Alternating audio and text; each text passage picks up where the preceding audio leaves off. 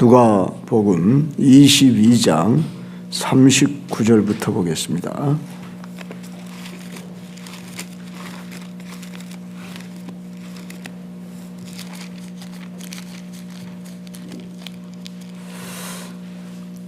(46절까지) 보겠습니다. 예수께서 나가사 습관을 따라 감람산에 가심에 제자들도 따라갔더니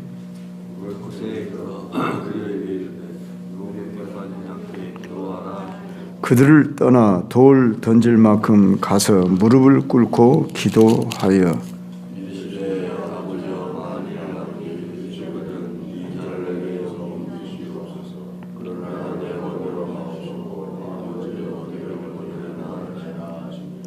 천사가 하늘로부터 예수께 나타나 힘을 더하더라.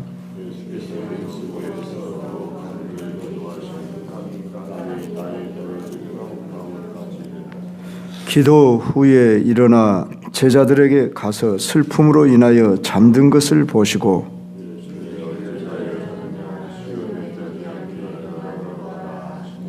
아멘. 마가복음 14장 32절부터 42절까지 평행 구절로 같이 보겠습니다. 마가복음 14장 32절부터 한 절씩 교독합시다. 그들이 겟세마네라 하는 곳에 이르매 예수께서 제자들에게 이르시되 내가 기도할 동안에 너희는 여기 앉아 있으라 하시고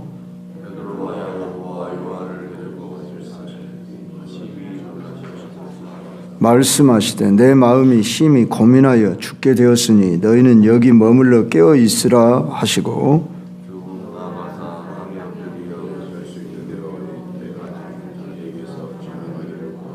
이르시되 아빠 아버지여 아버지께는 모든 것이 가능하오니 이 잔을 내게서 옮기시옵소서.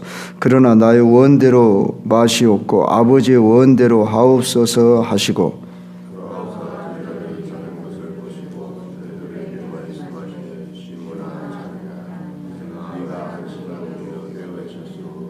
시험에 들지 않게 깨어있어 기도하라. 마음에는 원이로되 육신이 야가도다 하시고 다시 오사 보신즉 그들이 자니 이는 그들의 눈이 심히 피곤함이라. 그들이 예수께 무엇으로 대답할 줄을 알지 못하더라.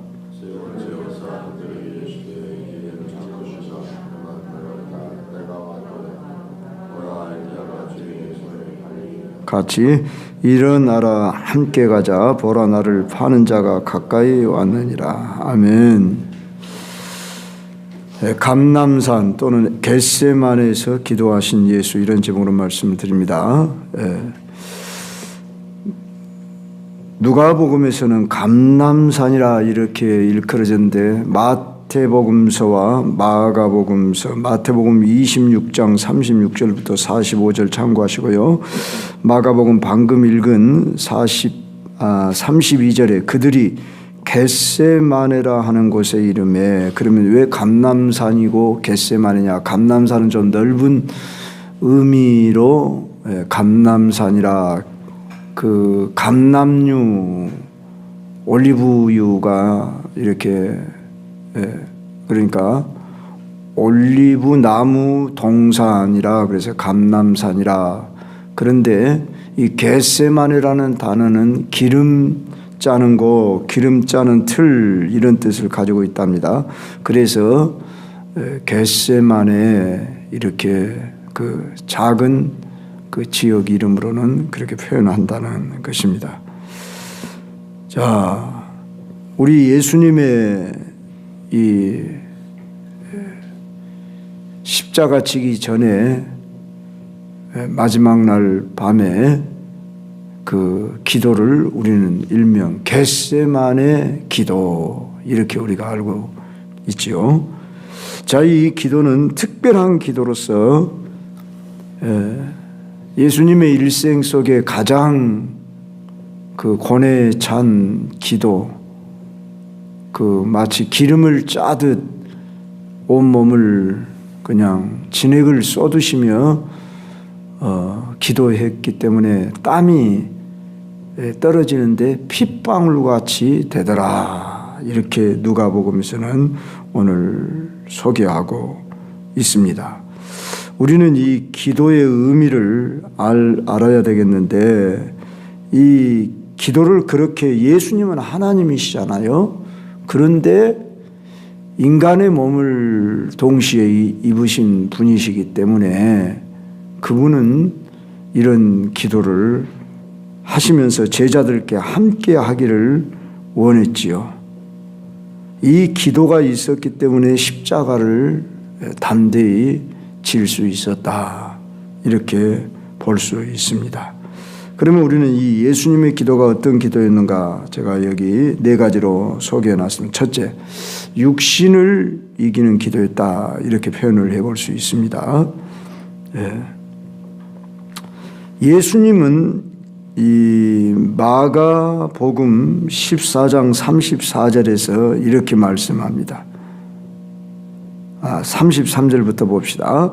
베드로와 야고보와 요한을 데리고 가실새 심히 놀라시며 슬퍼하사 말씀하시되, 내 마음이 심히 고민하여 죽게 되었으니 너희는 여기 머물러 깨어 있으라 하시고, 매우 두려움, 불안, 어떤 고뇌에 차 있는, 예수님도 이렇게 놀라시고 슬퍼하시고 심히 고민하여 죽게 되었다. 이런 표현이 그분의 일생에 한 번도 없었습니다. 그런데 십자가 앞두고는 이러셨다.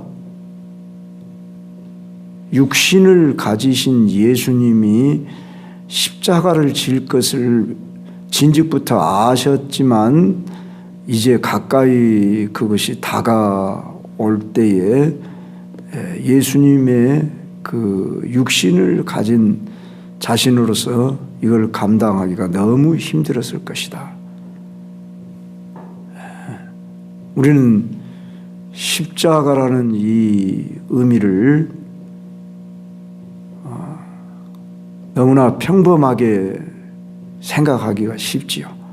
보여지는 교회 예배당의 십자가, 심지어 목에 걸고 다니는 십자가, 자랑하면서 십자가를 이렇게 어디 차에다도 걸고 다닌다든지 이런 식으로, 또 가정에 가면 또 달아놓는다든지 이렇게 하고 있으니까 보통 평범하게 볼 수 있지만, 그 시대의 십자가라는 것은 가장 극악무도한 죄인에게 수치와 아주 멸시의 그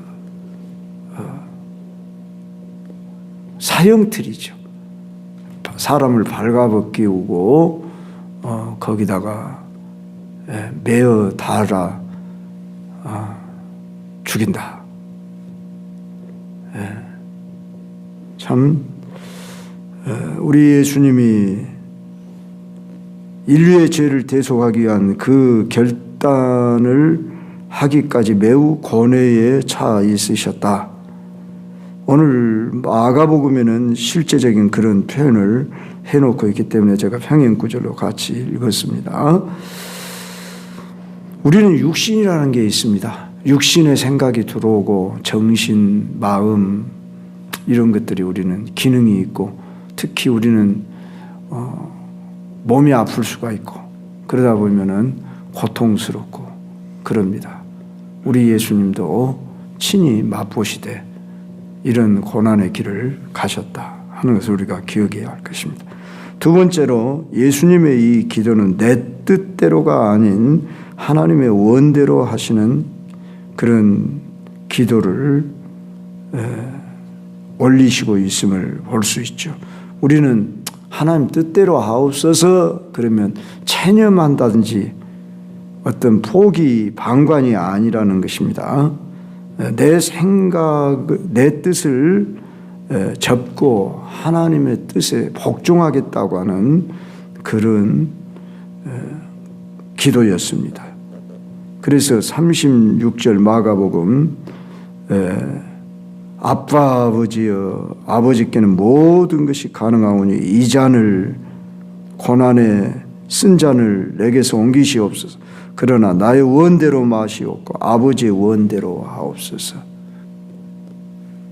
이 잔을 옮기시옵소서. 그렇게 말씀을 하셔놓고 그러나 나의 원대로 마시고, 내 육신은 이런 생각이 듭니다마는, 감당하기 힘듭니다마는 나의 원대로 마시고 아버지의 원, 아버지의 뜻대로 하시옵소서. 그래서 이 기도를 자그마치 3차례나, 그러니까 기도를 하시고 또 제자들이 어떤 상태에 있는가 보고 또 와서 기도하시고 그 밤을 온전히 새면서 마가는 세 번째, 마가 요한이라고 그러죠. 요한이라고 봐야죠. 마가 요한이 쓴 이 성경에서는 3번째 오사 그들에게 이르시되 이제는 자고 쉬라. 그만 되었다. 때가 왔도다. 보라, 인자가 죄인의 손에 팔리느니라. 그러면서 자기의 그 잡히시고 죽음을 당하는 그 모든 과정을 친히 다 알면서 또 기도를 하시는, 우리는 그래서 이 기도가 뭐냐 하는 이 부분에 대한 많은 생각이 있어야 할 줄 압니다. 그 길을 가야 함에도 불구하고 내 생각, 내 뜻은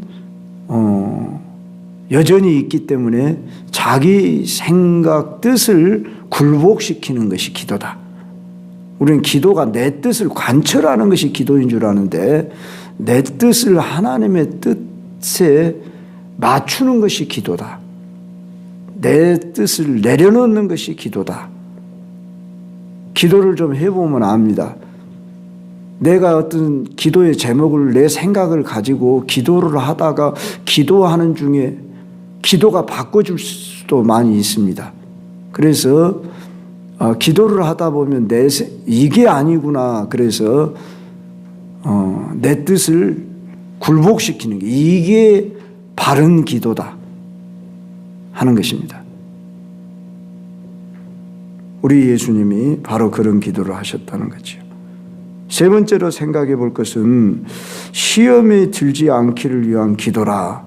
이것은 제자들에게 요구하셨던 것이지요. 그런데 물론 예수님도 이것을 이기기 위해서 기도하셨지만 내 뜻대로 마옵시고 아버지의 원대로 하옵소서 하고 자신도 기도로 이걸 물리칠 수 있었다고 하는 것입니다. 누가복음 22장 40절에서는 유혹에 빠지지 않게 기도하라, 그렇게 제자들에게 요구하고, 특별히 마가복음 오늘 본문의 37절 38절에 보니까 베드로에게 말씀하시되 시몬아 자느냐 네가 1시간도 깨어있을 수 없다냐. 시험에 들지 않게 깨어있어 기도하라. 시험에 들지 않게 깨어있어 기도하라. 즉 기도하지 않으면 어떻게 된다? 시험에 든다. 그러나 이 베드로 시몬은 그날 너무나 피곤했고 또 슬픈 마음 속에 육신의 생각에 사로잡혀서, 우리가 어느 날 보면은 기도해야 한다는 것은 알지만 너무 피곤해서 기도하지 못할 때가 있고, 너무 우리가 감정에 사로잡히면 기도가 안 나오는 경우도 얼마든지 있는 것을 이 제자들의 모습 속에서 발견할 수 있죠.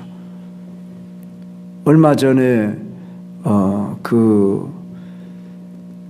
예수님은 최후의 만찬을 가졌습니다. 그러면서 너희 중엔 나를 팔 자가 있다, 그렇게 말씀했고, 너희들이 나를 버릴 것이다. 그리고 나는 십자가를 질 거다. 그러니까 베드로는 주여 절대 그런 일이 있어서는 안 됩니다.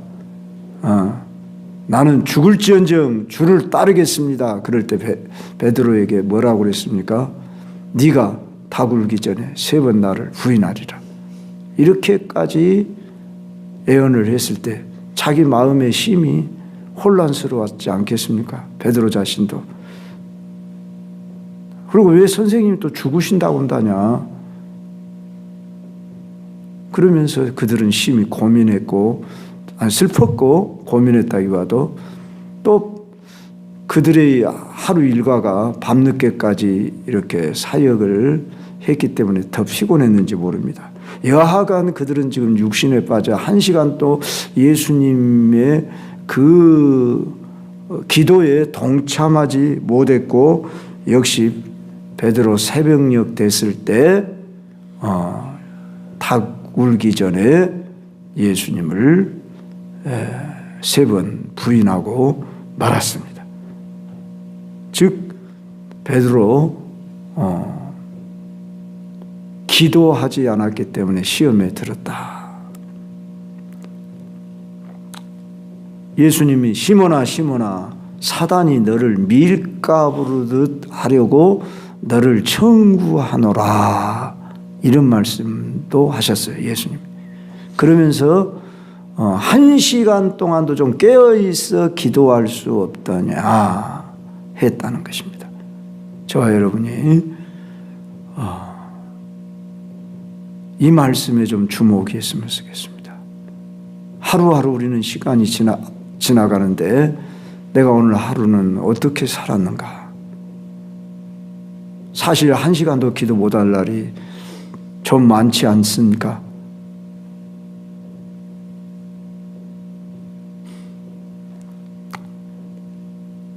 우리들은 깨어있는 가운데 기도하지 않으면 시험에 빠진다, 유혹에 빠질 수 있다, 이 말씀에 유념해야 합니다. 마지막으로 생각해 볼 것은 우리 예수님의 기도를 간절한 기도라 이렇게 표현할 수 있는 것은 누가복음 22장 44절에 예수께서 힘쓰고 애써 더욱 간절히 기도하시니 땀이 땅에 떨어지는 핏방울과 같이 되더라. 진액을 짜는 기도, 땀이 떨어지는 기도 해보셨습니까? 일생 예수님 믿으면서 우리 물론 여름날 더우니까 땀이 흘러지는 그것 말고 정말 여러분이 진액을 짜는 그런 기도를 경험해봐요. 이런 기도를 일명 무슨 기도? 겟세마네 기도. 왜 그렇게 해야 하냐고 어떤 사람들은 그 의미를 알지 못하는, 여러분 고뇌에 참은 어쩜 몸부림치지요.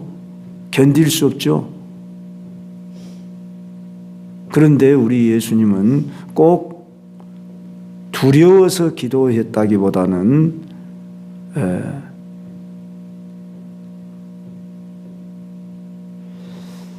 어떤 의미가 있을까요? 왜 그렇게 하셨을까요? 예수님만이 아시는 그 비밀이겠죠. 지금까지 4가지를 이용한 이 4가지 내용이 다 포함될 줄로 압니다.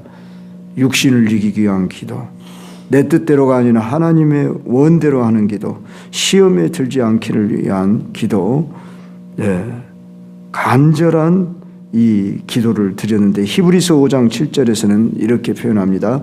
그는 육체에 계실 때에 자기를 죽음에서 능히 구원하실 이에게 심한 통곡과 눈물로 간구와 소원을 올렸고 그의 경외하심을 인하여 들으심을 얻었느니라.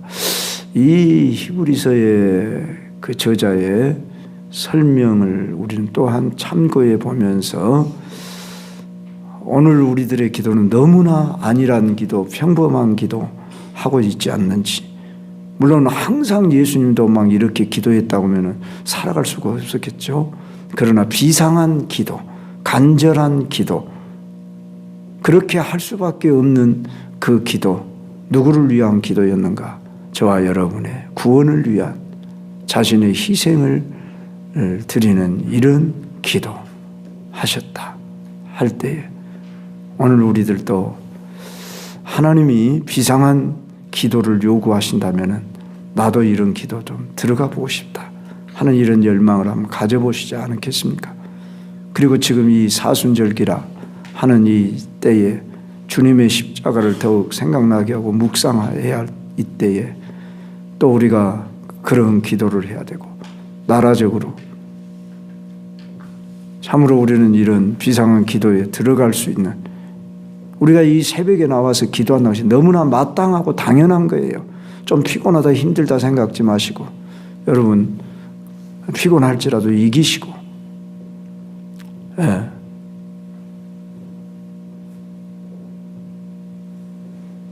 내 육신을 내어놓는, 내 육신과 싸우는, 내 육신을 이기는